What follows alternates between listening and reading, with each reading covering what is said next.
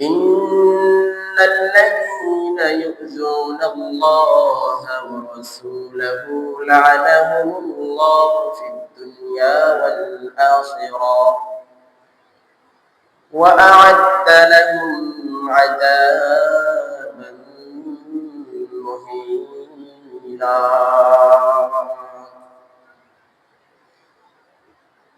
عرش عظيم الملك মহান আল্লাহ পাক রব্বুল আলামিন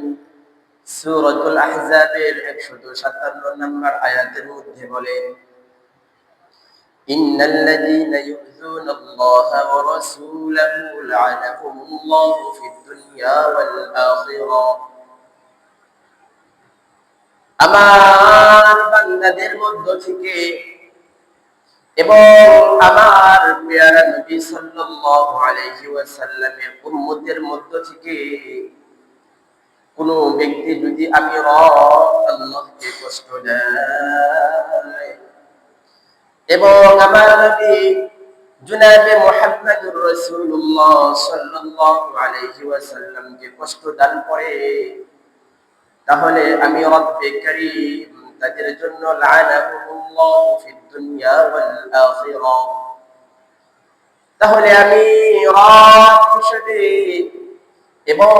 আমার মায়ার নবী উম্মতদেরকে তারা ক্ষতিগ্রস্তের মধ্যে নিমজ্জিত হবে আমি রব্বে কারীম ঘোষণা করে দিলাম তাদেরকে আমি লানত বর্ষণ করে দিলাম লা'নাহুমুল্লাহু ফিদ দুনিয়া ওয়াল আখিরাহ যারা আমি রব্বে কারীমকে কষ্ট দান করবে এবং আমার প্রিয় নবী সাল্লাল্লাহু আলাইহি ওয়াসাল্লামকে কষ্ট দান করবে তাদেরকে আমি রব্বে কারীম অভিসম্পাত করে দিলাম এই আয়াতে কারিমার শেষ অংশে আল্লাহ পাক রব্বুল আলামিন ঘোষণা করে দেন ওয়া আ'আদ্দা লাহুম আযাবান মুহিনা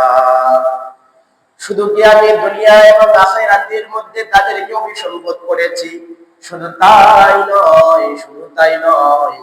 তারা তো দুনিয়া এবং আখিরাতে অভিসম্পদ আমি নিজে করে দিলাম এবং আখিরাতের মধ্যে তাদেরকে লাঞ্ছনা করে শাস্তির সম্মুখীন হতে হবে তাহলে আমরা বুঝতে পারলাম সূরাতুল আহজাবের 157 নম্বর আয়াতে কারিমার মধ্যে আল্লাহ পাক রব্বুল আলামিন বলেন দুনিয়ার মধ্যে যারা বসবাস করছে তাদের মধ্যে থেকে যে বা যারা আমি রব্বে কারীমকে কষ্ট দান করবে এবং আমার নবী আমার হাবিব রাসূলুল্লাহ সাল্লাল্লাহু আলাইহি ওয়াসাল্লামকে কষ্ট দান করবে আমি রব্বে কারীমের পক্ষ থেকে ঘোষণা লা'নাহুমুল্লাহু ফিদ দুনিয়া ওয়াল আখিরাহ আমি তাদেরকে দুনিয়া এবং আখিরাতে অভিশাপ করলাম অভিশাপ দিলাম সেই সাথে সাথে তোমরা এই বাক্যটাও শুনে নাও আ'আদ্দা লাহুম আযাবান মুহিনা আমি তাদের জন্য আখিরাতের ময়দানে কাল হাসরের দিন অর্থাৎ যেদিন বিচার কার্য সম্পাদন করা হবে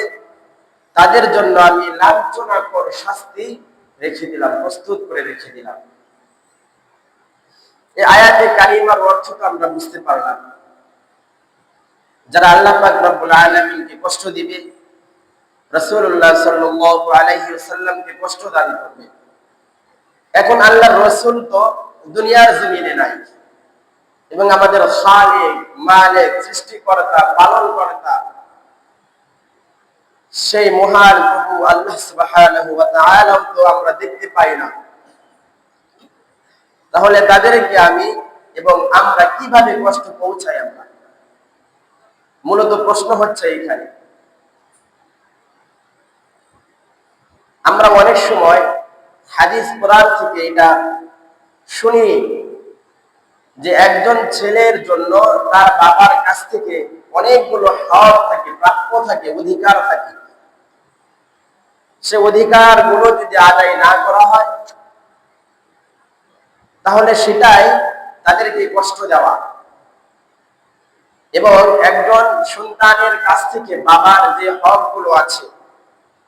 বাবার যে অধিকারগুলো আছে বাবার যে পাওনাগুলো আছে